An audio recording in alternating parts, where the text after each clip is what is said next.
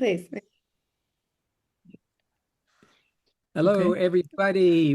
This is Gaia's podcast 2.0, and I'm here with Marla of the Eco Chapter, and we are so excited to introduce our guests for today. We've been looking forward to this for weeks, so I'm going to turn the introduction over to Marla. Hi everyone. Hi Brad again. And yes, it's so exciting. I'm still a bit starstruck that Amanda Scott is in the room. Uh, but yeah, so I got introduced to Amanda Scott through her podcast, Accidental Gods, and I've also done her Thrutopia masterclass. And if anybody wants to do the same masterclass, you can just go to Topia, Topia.life. And the masterclass is there. But it was a few years ago, and so it's recorded, but it's still amazing, amazing news. And yes, Manda is a Thrutopia novelist, podcast host from Accidental Gods, changemaker, storyteller, multi-hyphenate. And if I continued with what she does, we would be the whole 30 minutes and we will not have time. She's written so many books, she's written screenplays, and I was really lucky because I just saw her speaking at the Permaculture Festival this weekend. So yeah, it's so amazing to like go from listening to you to having you on our show. And so thankful for you to spend time with us. And we know that you're super busy writing your new book. But yeah, so today we'd like to kind of pick your brain, I guess, about like, what are your thoughts about Thrutopias and what's creativity's role in fixing this mess? So me and Brad have been talking a lot about the poly crisis and how it shows up in both our lives, even though we're both in quite different generations and we're both on the other side of the world. I'm in Sri Lanka and Brad is in North Carolina. Yet we're both being, affected by the poly crisis in many, many ways. And every week, well, every episode, we've been going through different ways that the poly crisis has been affecting us and, what we can do about it. And so today we're really excited to have you talk about creativity because you're obviously very creative. And what role you think creativity is playing in this mess. So I guess, yeah, like, maybe tell us a little bit about Thrutopias and how that came to be. And, for people who have never heard of this, as compared to utopias or dystopias. Sure. Thank you. And thank you both. It's an honor to be here. And I'm so pleased that there are people who are really actively engaging with the multi-systemic crisis that we have and not trying to just fix isolated parts of it, because it's so easy with the way our minds work to hone in on one thing and forget the bigger picture. And we're living the bigger picture. And that's largely what Thrutopias are aiming to do. So the word itself came from Rupert Reed, who was on the same Permaculture Festival with me. He coined it in an article in Huffington Post in 2017. And and then I set up the masterclass and asked him to speak on it. And I was looking for a name and he suggested Thrutopia and we ran with it.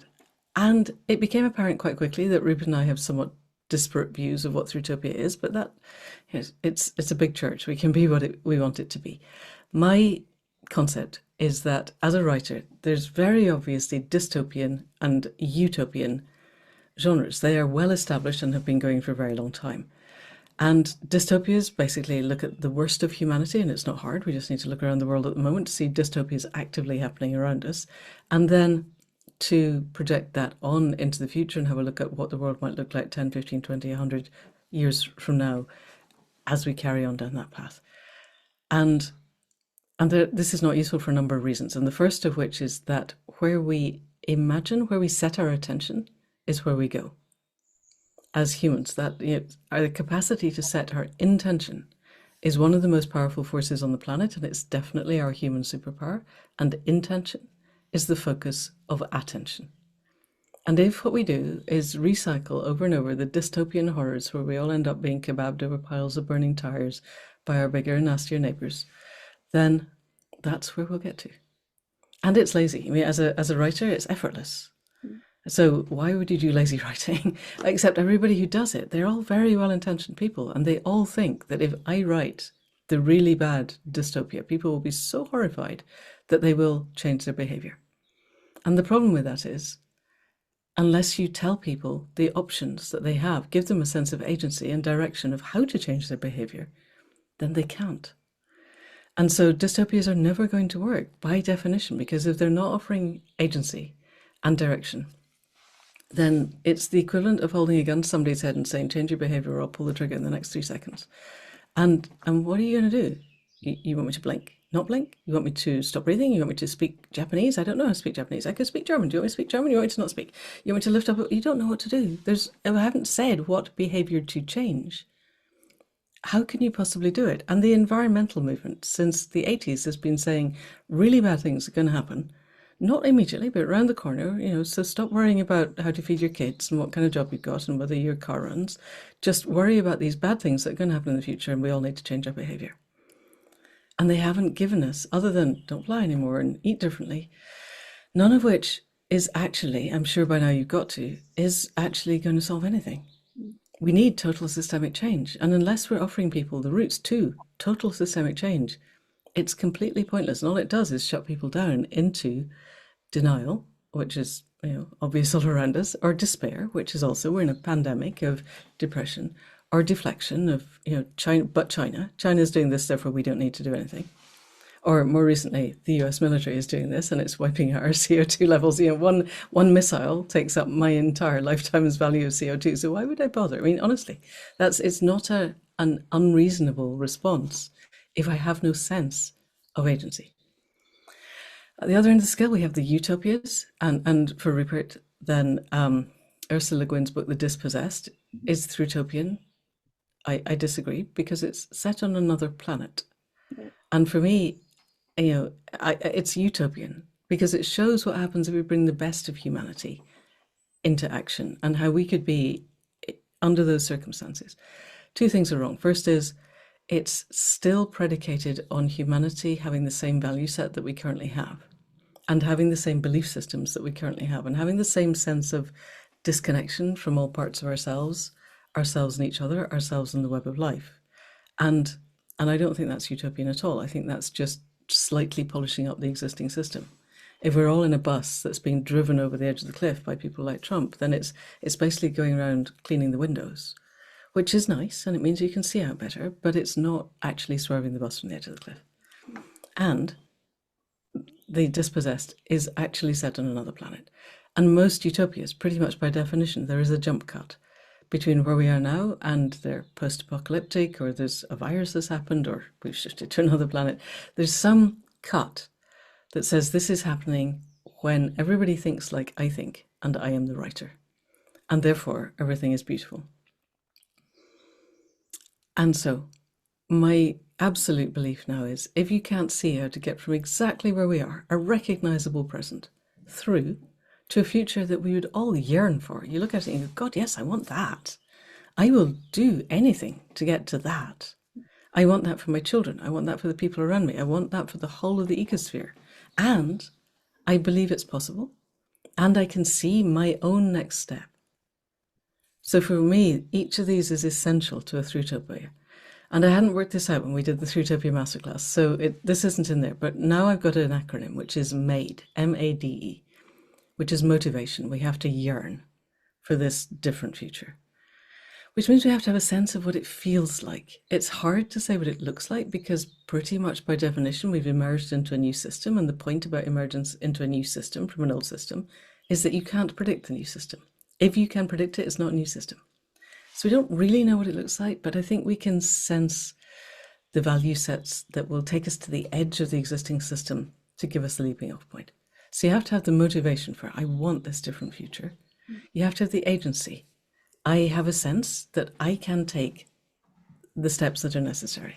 So I have a kind of a metaphor. I'll stop talking in a minute, I promise, Brad, where we're all locked in a concrete box and the AI is putting fancy pictures on the walls and it's all telling us that if we buy the next box from Amazon, the world will be perfect. And we're all actually on a hamster wheel, just in the maw of the death cult of predatory capitalism, turning and turning and turning, because we all know at a core level that we were not born just to pay bills and then die, but that's what capitalism gives us. And increasingly, that's exactly what we're for. We're here to enrich Thiel and Bezos and Musk and all the others, and it doesn't matter if everything else is trashed on the way. It doesn't matter if you actually die in the Amazon warehouse. The people around you will be told to keep on working. And that's not a fun concrete box to be in, but until someone's punched a hole in the wall so that you can see out to a world that's green and lively and full of life with people who are actually having a fantastic time, then what else are you going to do? So you have to, someone has to punch the hole in the wall and give you that vision. Then they also have to show you there's an actual door. And here's the keys or the runes. If we're all going Tolkien, the Pope was quoting Tolkien yesterday in his encyclical, so now we can all quote Tolkien. So here's the runes that'll open the door. And here's the steps that you need to take to get to that door, the direction. I know the next best step, and I have the agency, personally and collectively, to do this. And the empowerment, which is I am not chained to the fucking hamster wheel.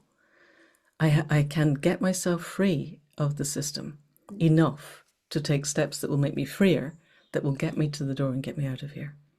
And that we'll do that collectively, because me going through the door alone is going to be quite lonely. I want everyone I care about through that door with me. Sorry it took so long, but that's Thrutopia. It's giving us a route maps that we can believe in, and multiples, there's not just one, from a recognizable present through towards a future that we would all be proud to leave to the generations that come after us. That's my short. Right. Yeah. Over to you. Thanks, Manda. I'm actually going to interrupt and take us off script. Sorry. Well, I did that. Cool. Because I'm listening. I'm listening to this the powerful conversation you've started with us through my own work, what I call the four great truths in reaction to the four great untruths that have been shaping our culture for the past several hundred years, and really seeing, kind of like, okay, what's the motivation? What's the agency? What's the direction? And, for the past, next week, it'll be a year. Every morning, I create my day from the vow that includes those four great truths, that we are all interconnected with nature. We are nature, that there is sufficiency when we learn and remember how to share, that there is a reciprocity is the law of nature, the giving and receiving, and that we are here to be stewards of the earth, not dominators of the earth. And so I'd like for you to, if you could, speak to what you were just sharing, the importance of motivation, agency. The other two, I think, are direction and empowerment. Kind of in that context, how does that resonate, fit, or not fit with what you're sharing? It really fits. Okay. So in my world, which I think is very similar to your world, I also open every morning with my morning ceremony where I commit myself in service to life. Specifically, I would say that we have the potential to be, our birthright is to be self-conscious nodes in the web, and thereby in service to the web. I think not even stewards, but for me, my job is to ask the web, what do you need of me? And respond to the answers in real time. And the answers may change moment by moment. What the web wanted yesterday and what it wants tomorrow may be completely different things. And my job is to be flexible. My job is to listen with my heart mind as well as I can without imposing the projections of various other parts of my ego or fears or whatever onto it. So what I'm getting is clean data flow. Thomas Hubel says that energy is data flow. And up to a point, I think that's a very computeroid concept, but he says that trauma is a moment frozen in time and it blocks the flow. So it's my job to be as clear to the flow as I can, to ask, what can I do in service? And then to do it. And my head mind then exists to act in service to the wanting, to what the web needs, rather than my head mind trying to define what it is that I should be doing, which gives my head mind a chance to relax from the sense of responsibility that our disconnect from the web of life has left us with. So totally, we are an integral part of the web of life. That's so obvious. There are people in Silicon Valley who think that, quotes, nature is an aesthetic option. And they are completely clear about this. And they think, therefore, that's an option you can choose to discard. And I want to know how they think they're going to breathe when there's no oxygen. Because, anyway, by every part, we're not. We are integral to the web of life. And the fact that you go and get your food from a supermarket and it's all shrink wrapped does not mean that that's where it came from. So There is sufficiency, yes. So I think that the death cult has given us framing of, and this is Mickey Cashtan's words, but she said scarcity, separation, and powerlessness. We don't think there's enough, and therefore I'm already afraid. I'm already in sympathetic dominance. I'm already trying to grasp the stuff to myself, which means inevitably that I am gathering and gathering, and therefore other people have less. And you only have to look at the person who's about to become a trillionaire to see that this is not actually a winning solution, but it doesn't stop people doing it. So there is sufficiency. The opposite of scarcity, separation, and powerlessness is sufficiency and agency and connection. And so definitely, of course there is sufficiency. It's just a question of how we distribute it with the human and the more than human worlds. And I think that's really important. We can get locked into anthropocentrism quite fast. We need enough for all the people, and it doesn't matter what happens to everything else. And I think that would be a terrible mistake.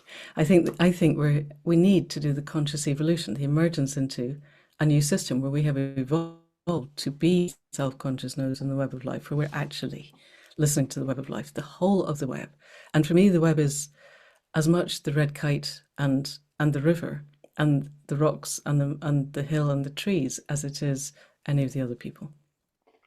So the whole web is sentient, and the whole web is alive, and the whole web is desperately keen to connect with us if we will only open and listen. So that's your first two. Reciprocity, yes, of course. Yes, I'm offering myself in service to life. But the flow both is two ways, always. And when we're teaching the shamanic work, the shamanic dreaming, people come wanting to make relationships with guides. And we have to keep emphasizing this is a two-way relationship. In the beginning, you can ask for help, yes. And you can ask for help, and you can ask for help to make decisions and help to, whatever. But in the end, it's a reciprocal relationship. Once you are grounded enough and connected enough to know what you're connecting with and that it's safe and that it's here for the best and highest good of the whole web, then inevitably this is a reciprocal relationship. Even if you're making a connection with a rock, it still has to be reciprocal. So yes, reciprocity is the core. And we know, all of the studies show that as human beings, we find most meaning and purpose when we are giving of ourselves. Yes. That's what heals the great aching void inside, not another rocket to Mars or $1 trillion or another box from Amazon. It's giving. Yeah. It's that feeling that I am here and I have value. And then, we're here to be stewards. I think we covered that in the beginning. I think we're here to offer ourselves in service. I think stewardship has a sense that we are still making the decisions. And I think it's really important that we get away from the idea that humanity makes the decisions, because we've proved that we're really very bad at that. And that takes us down the geoengineering route. And the one thing you can say with absolute certainty about that is it's going to go very badly wrong. Yeah. The law of unintended consequences is going to apply. Trying to fun, right? That was the geoengineering thing. Yeah, it's a disaster. So I think by opening to the web and understanding that the web wants things of us and has answers and can quite readily bring itself back into balance if we just stop pulling the other way, is really important. How does that land, Brad? I just want to land very, very strongly, and I just want, for anybody who may be listening to this, I want to just reiterate and underline when Manda talks about the web. It's the web of life, not the World Wide Web. I mean, yes, maybe it's a little bit of both. Maybe the web of life is a different thing. Access, but it's the web of life, which I think, again, for me, and I think it was probably in listening to one of your podcasts that I got, the web of life is a better way of describing what we're interconnected with versus nature, because nature kind of, I know a lot of the... It exteriorizes it. It puts it there. Puts it out there instead of all-inclusive. So, yeah. And yes, it resonates very strongly. Thank you for that. Thank you. Good question. So Amanda, also I was listening to you speak at the Permaculture Festival and also coming back to that window with the punched hole in the wall. So I have issues with people going, yes, but, so we also wrote a book and it's called Dreams of Unwritten Future. It's been very much a Thrutopian book. So that's what it looks like. Yay. It's available on our website. But the story that kind of is the spine of the book, it really talks about imagine a future. And the whole idea was that they get to, symbiosine without the whole apocalyptic, Yes. zombie face eating stage. Like that doesn't Yes. exist anymore. And so I've spoken to lots of people about the book, and they also think about it like a utopia. They're always like, yeah, that sounds great, but, and there's always this yes, but. And I think you also brought that up in the talk that you talked about in the permaculture festival. And so even though you showed them this window, even though you say like, look at this beautiful world outside, and I think for all three of us, you both are veterinary surgeons, I did animal science, we both did very Right. similar lives, and we're all writers and things like that. And we are showing that, yeah, we're fine. Like I don't have an issue with my life. I'm not struggling. I'm not living in scarcity, even though I live in a Yeah. backpack, that's fine. Um, but it's so difficult to get people away from this yes, but. So I guess my question is for you, like how do we do this? And like what advice can we give to everybody else that's trying to move people away from the but and just take that out of the whole sentence, and to really believe Yeah. that we made, right? To really believe that we are empowered to do this and Yeah. we have the Yeah. ability to do it. So my understanding at the moment, my feeling at the moment is that the yes but always comes from the parts inside us. So let's take a step back. Partly because I'm in IFS therapy, internal family systems therapy, and it's been life changing. And I think the model that it offers is of the concept that we have within us multiple parts, and that they are doing their very best to keep our system safe. And they're generally speaking, there are protective parts and there are the wounded parts. And the protective parts will step up and do whatever it takes to keep the wounded part safe. And a bunch of things come from that, which is it's never about the trigger. That's the first one. And the story doesn't matter. And Zoom has just picked up on the fact I've put my thumb up. I hate that. It just spilled a couple of gallons of water somewhere in the middle of San Francisco just to prove that I did a gesture. So we need to help people to self-regulate to the point where those protective parts don't need to come up, because the wounded part at the base does not wish to have its hope dashed again, almost always. And that's because we're offering a vision, and all of the protective parts are going, don't even think about that. It can't happen. But because, whatever the because is. And Dick Schwartz says something that has been pretty interesting in a lot of the things that I teach, which is that almost all of us, almost all of the time, are walking around in a state of internal civil war. Mm. And until we can do the inner work to help those parts put down their need, let go of the responsibility, let go of the need to constantly be defensive, and relax enough to be open to ideas, then we're pushing against parts that have had a lot of practice pushing back.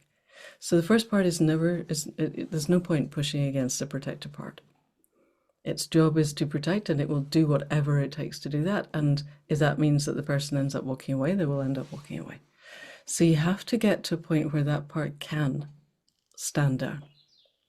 And I think this is where we are as a culture. A lot of protective parts going, yes, but. And they have had a lot of practice, and they have a good reason for doing that. And there's a number of things that we bring to that. And the first is the more that we can be in self without our parts being activated, the easier it is for the people around us. So this is pure energy work, which is if I can be centered and grounded and authentic and have the narratives, because narratives, we are a storytelling species, and the yes buts are a story as much as anything else. Mm-hmm. Have the narratives that help people to thaw the parts that are frozen inside. So this is Thomas Hübl again, says that trauma is a part frozen in time. And that part might be in our past in this lifetime, or it can be ancestral. There's the brilliant study was done way back in 2013, which I guess you're aware of, but I'll very quickly, where they exposed mice to almond blossom scent. And then they electrified the floor. And at that point, almond blossom scent was completely neutral until they electrified the floor. And then after 2 or 3 iterations, the mice are totally terrified of the scent of, it's an ester, but I can't pronounce it. It smells a bit like almond blossom. And then they took semen off those mice and inseminated female mice that weren't even in the building at the time. And for 4 generations of male offspring and 3 generations of female offspring, they were terrified of the scent of almond blossom. Wow. And that's just that, that isn't being locked up in a concentration camp in Germany, or being bombed through the Blitz, or any of the other appalling traumas that capitalism has enacted on humans across time. We probably are carrying traumas that are 10,000 years old, and you can't bulldoze your way through them. You have to let them thaw. So creating the spaces where we can share narratives of potential that don't trigger the yes but part. If you get to the yes but, it's already too late. We need to get to the people of, hey, here's an imaginal space. Here's a creative game that we're going to play. Here are ideas. And so partly what I do on the Accidental Gods podcast is talk to the people who are already doing stuff. Here's a person and here's their story.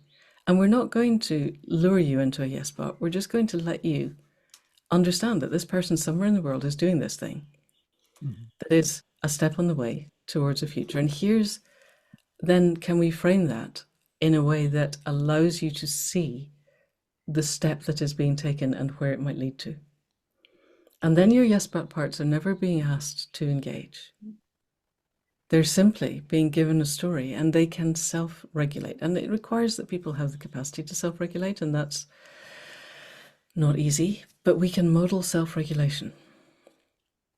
And I think as much as anything, we have to not let our parts get engaged and go, yes, but you're wrong.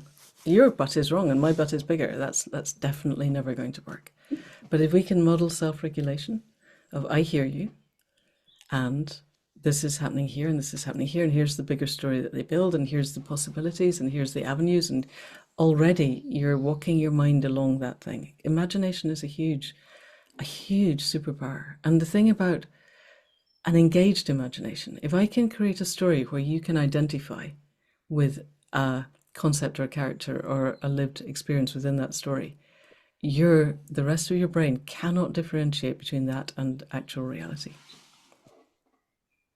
Partly this is how the whole QAnon thing happens. It becomes very hard, actually. If somebody does something that you identify with at a limbic level, the rest of your brain accepts it as true. But that works in our favor too. If I can build a future predicated on a certain set of values and things that, could we not all sign up to clean air, clean water, clean soil? That you'd think those are really obvious. It's really hard to say, yes, but I actually want to be drinking toxic water. That's a hard thing for your part to say. Or yes, I really want my kids to be breathing in air that's giving them asthma and might kill them. Or yes, I really want to be eating food that's actually got no nutritional content. So let me suggest clean air, clean water, clean soil. Could we all sign up to that? Could we sign up to values that we all agree on?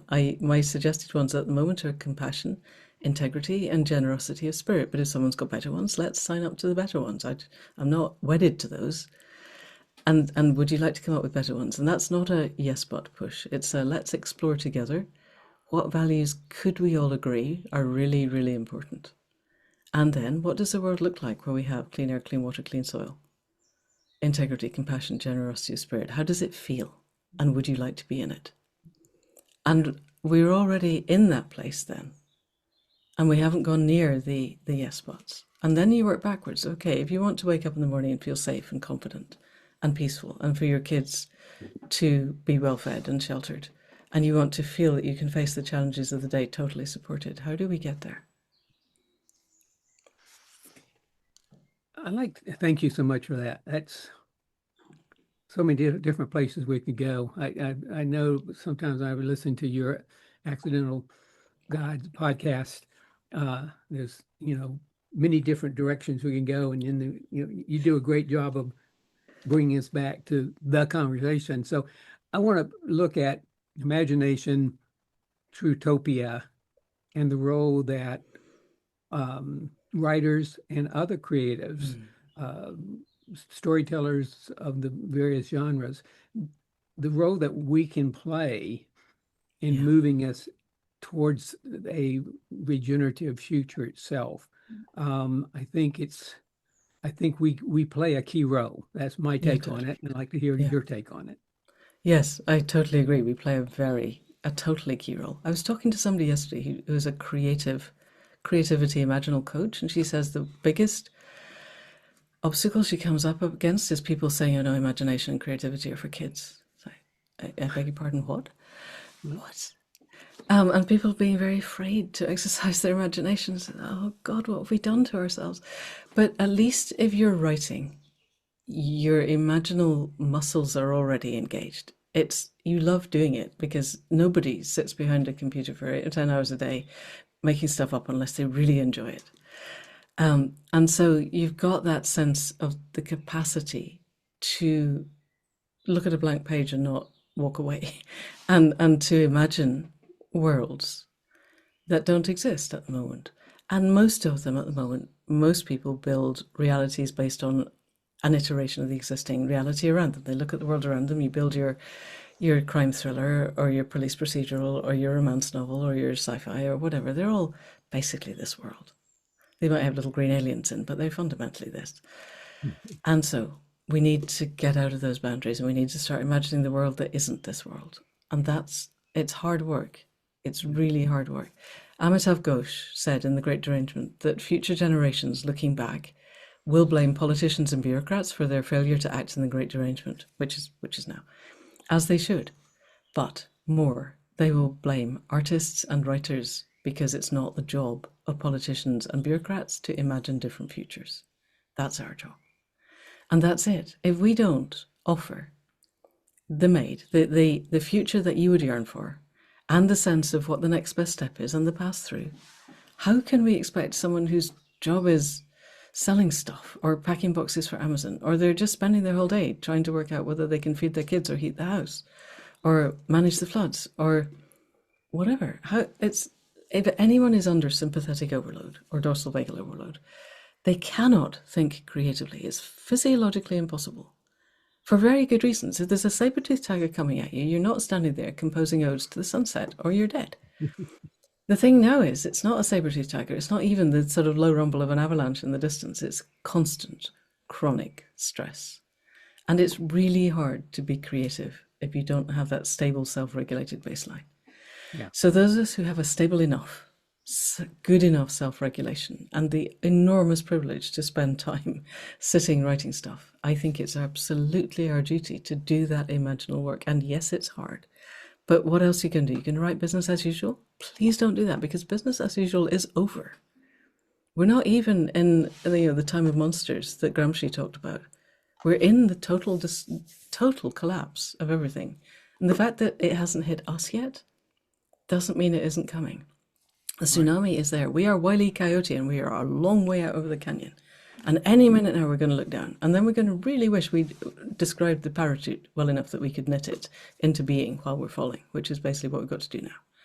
So get going with the knitting. Anyone who's listening, who is a writer, a creator of any sort, which is basically everyone.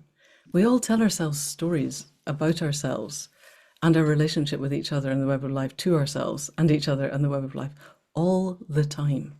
We don't take a new job unless we have an idea of what it's going to be like. We don't get a new puppy unless we have ideas of what it's going to be like. And the reality never matches the fantasy, but we've built that story. And so getting a sense of how the world could be and holding those conversations, write the letters to your local parish newspaper or whatever the equivalent is in your part of the world. I do a podcast review for our local parish magazine, and I live in a pretty, it would be MAGA voting if I was in the US. But they publish my 500-word podcast review, and in it I am painting Thrutopian futures.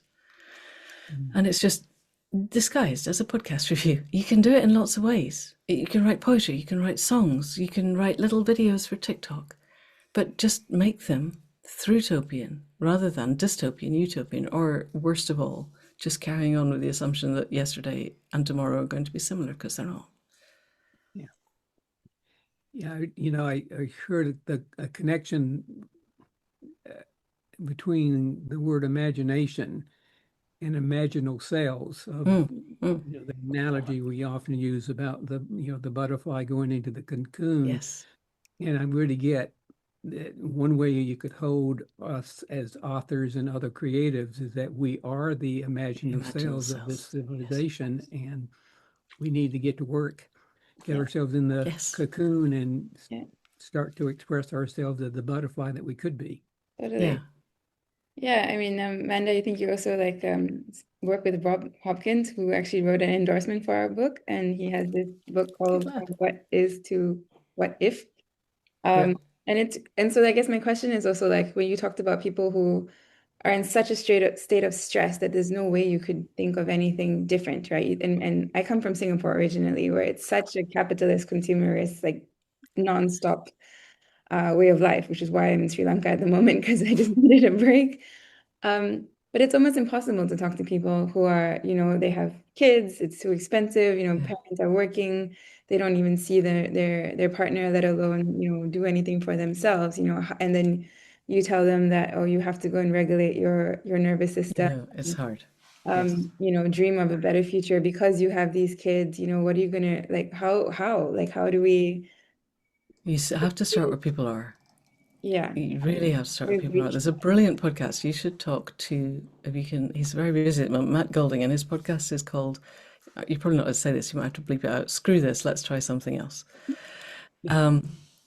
And he's gone around the country talking to the people who are trying this something else in really deprived areas. And they're building housing co-ops. One of them was in Hull, and which is a really one of the least affluent areas of Britain, and 30% of the population is having to choose between feeding their kids and heating their house every winter.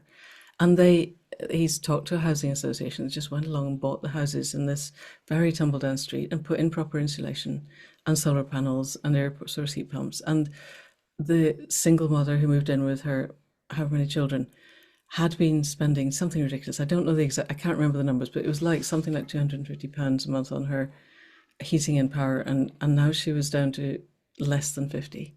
And it transformed her life.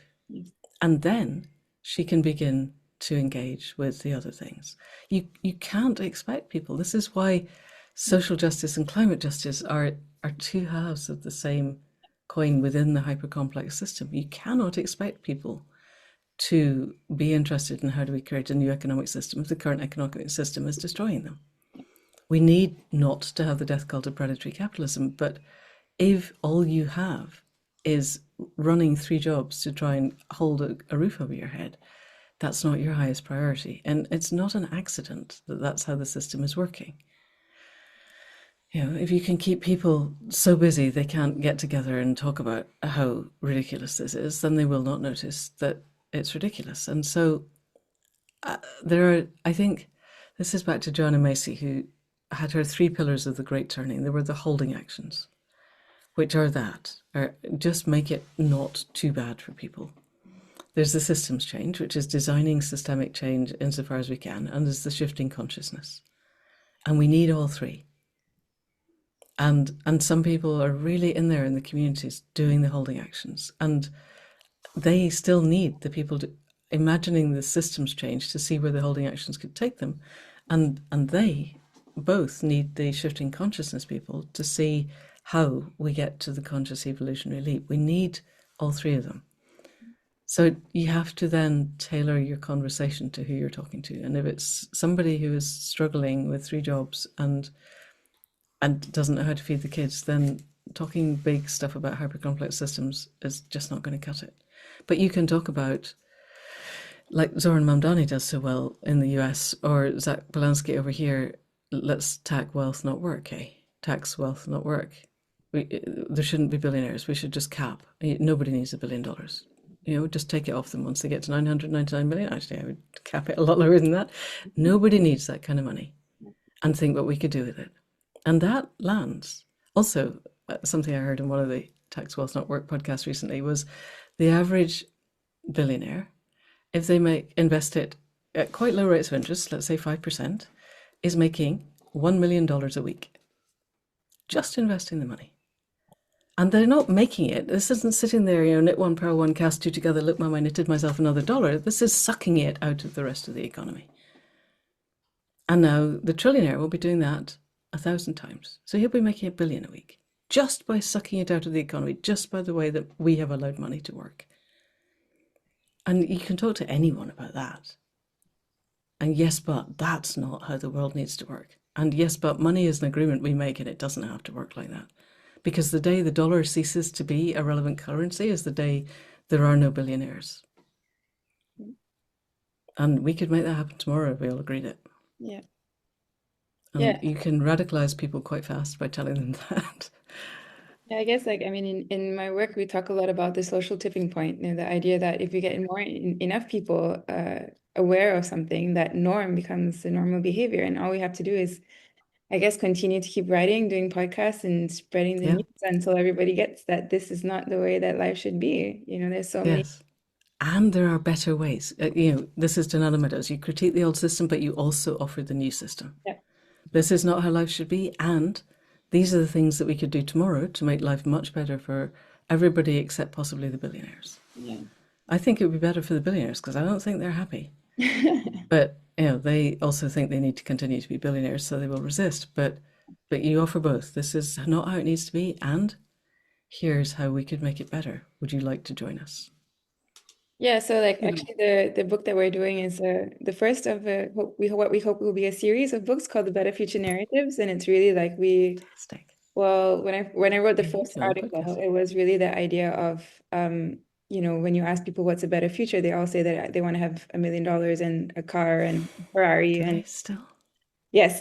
Oh, oh And God. when I was growing up, it was the 5 C's. So it was cash, car, career, credit card, and condominium, and that's what made you successful. And so people were still looking at that. And what I realized was, we really don't have enough stories that are Thrutopian, that say that this could be a better future, because people don't have the time to imagine that on their own. So what we have to do is literally put books and information out there into the world so they can see that, oh yeah, that would actually be really nice, and I don't need a car to do it. Yes. And so I guess like I'm also conscious of your time. I'm probably gonna start to close this up. So I guess for like last questions is really like, so where do you see creativity in all this? Like how far are we away from, in your opinion, of this possible future? Like, and what do we do to get there in terms of imagination and creativity? Good question.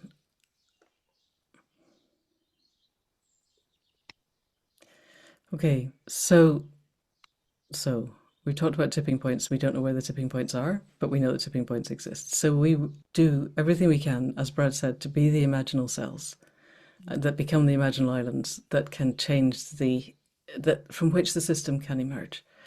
And I think that means putting out stories that work at every level that we can. We need the ground up and the top down.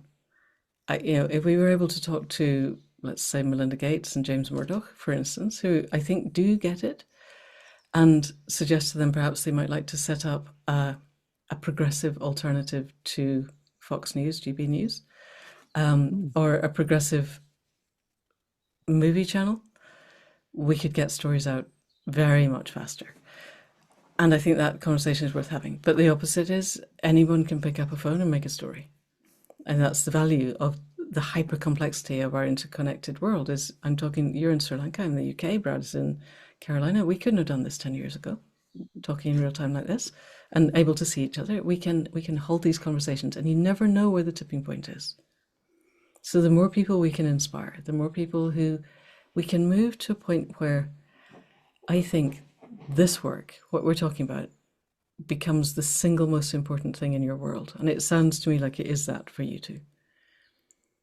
That has its own energy, because then we're much less invested in the stuff that we've been sold. Consumerism is a very intricate and very clever bit of neurophysiological hijacking. And we kind of need to do the opposite, but we don't want to do limbic hijack. It's not ethical, and it's not where we're going. We want to do imaginal enhancement. So we give people ideas. One thing, I realize we're close to the end, but when we imagine things, if I'm imagining something known, it takes 3 parts of my brain and it's relatively low work.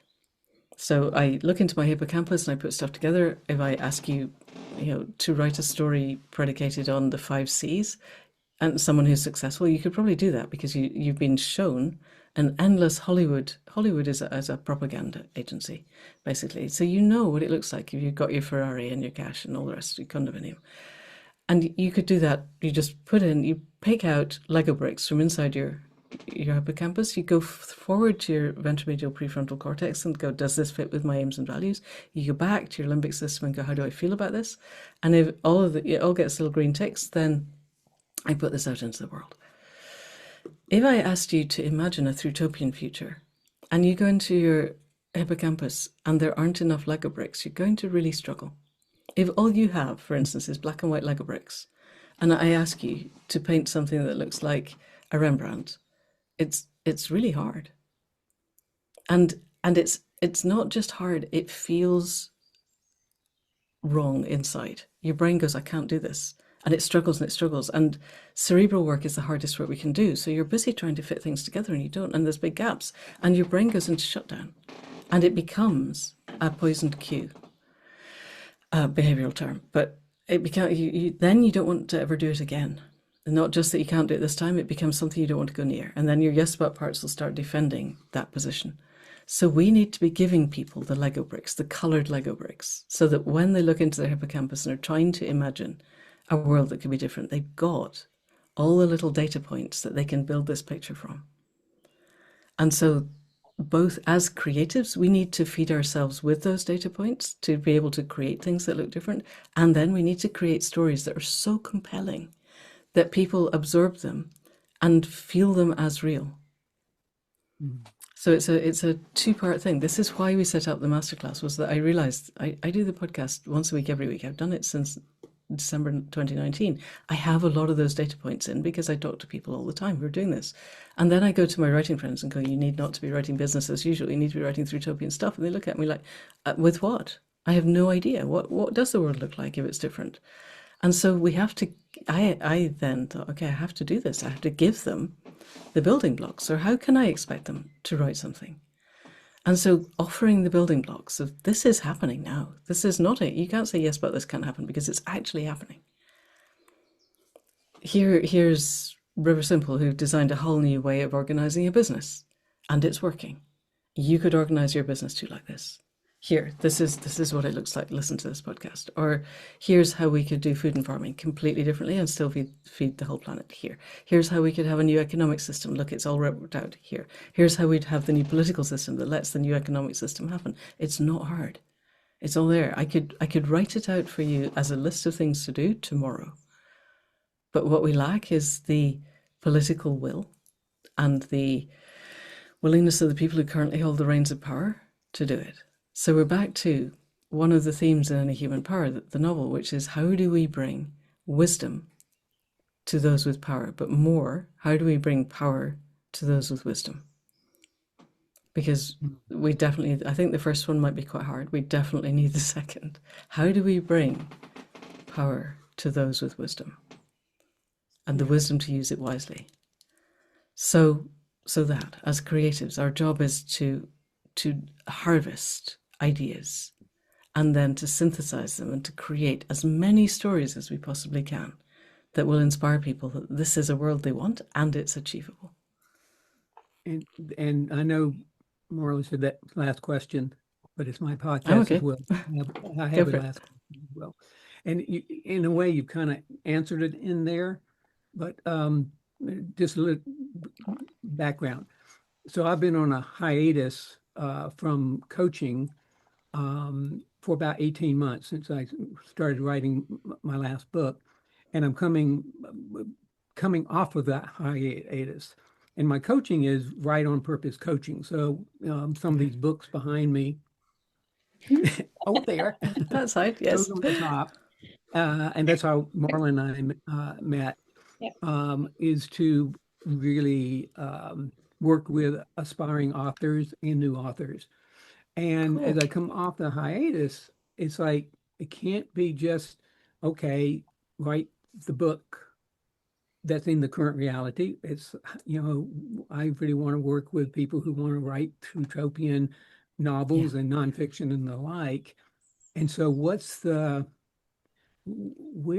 beginning step for somebody who's they want to write, and maybe they've been writing, but now they want to write seriously and get published and but also not just writing in the current world, but in a futuristic Thrutopia way, how might they get started? They probably listen to this podcast. I hope so. You have to feed your imagination with things that inspire you. You can't write about what you don't care about. At least you can, but it's not going to be worth reading. So you have to care about it. So you find out what really brings you alive, and then just do the research. Every writer is good at doing research. So let's say your thing is regenerative farming, and you really want to understand the difference between industrial and regenerative and how the world could be a completely different place. I will give you for free that David Johnson of the University of New Mexico said back in 2017 that if every farmed acre on the planet was to be farmed regeneratively instead of industrially, and was to sequester just a baseline of 1% carbon dioxide sequestration every year, which is really low for good regenerative farming, we would be back at pre-industrial levels of CO2 within 10 years. Now that's no longer true now, partly because the guy currently at the top of your government is pouring CO2 into the atmosphere with every missile he sends, and also we burned more oil since then than the whole of previous human history. So it's not going to work now, but it's still possible. So get inspired by that. Find out, listen, there's loads of regenerative farming podcasts. I think podcasts are great because they're real time. Any book, the publishing cycle being what it is, unless you are writing it with AI, which just don't, and publishing it, the day you've written it, it's out of date by the time someone reads it. That doesn't make it bad. There's some old books that are really, really worth reading, sorry. But podcasts, this isn't live, but it could be. You could put it out tomorrow. So podcasts are up to the minute this is happening now. And they're very egalitarian because I don't know what it costs you guys to do this. I don't know if you pay your producers, but it's doable to get a podcast decently produced and put it out. And there are books and there are movies on YouTube. So you can just immerse yourself for a while in whatever your subject is. And it doesn't have to be regenerative farming, obviously, regenerative lifestyles, whatever. And let the story arise, because it will. And I think one of the key things with Thrutopian writing that we have to avoid is don't preach. You could write a Thrutopian thriller. You could write a Thrutopian police procedural where, there's the body and it's Miss Scarlet with the lead piping in the library, as we all know, and it's exactly the same kind of police procedural that anybody else has read, but all of the characters around are in a world where they know the existing system is broken and they are doing their best to work towards a better system. And that's Thrutopian. It doesn't have to be, okay, guys, sit down. I'm going to tell you in slightly clunky prose what happened when we all decided to farm regenerative, because that's going to hit the yes buts. It's like, that's just not going to happen. You've got to write books that feel like this could happen. And so be real. Start in a recognizable presence. Start where people are.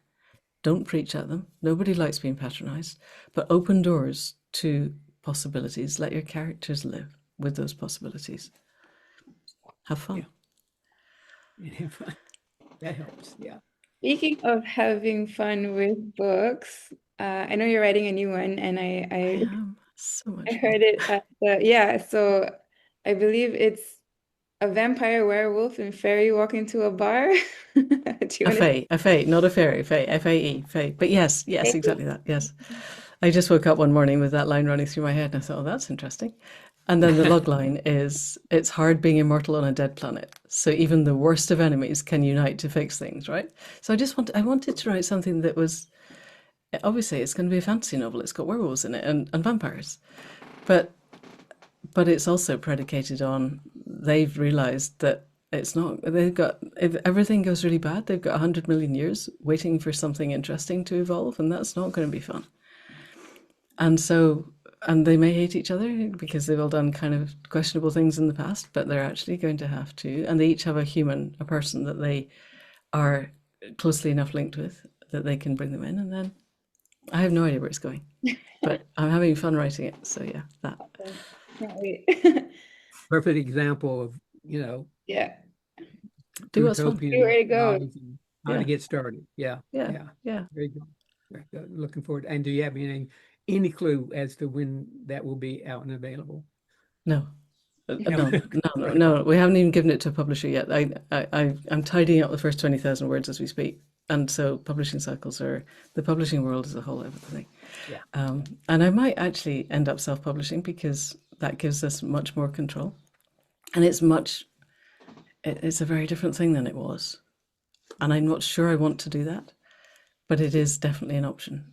And it's better than having a bunch of people who really don't get it. So yeah.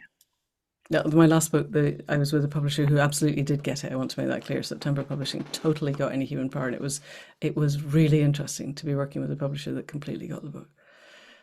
So yeah, who knows? I've no idea. Watch this space.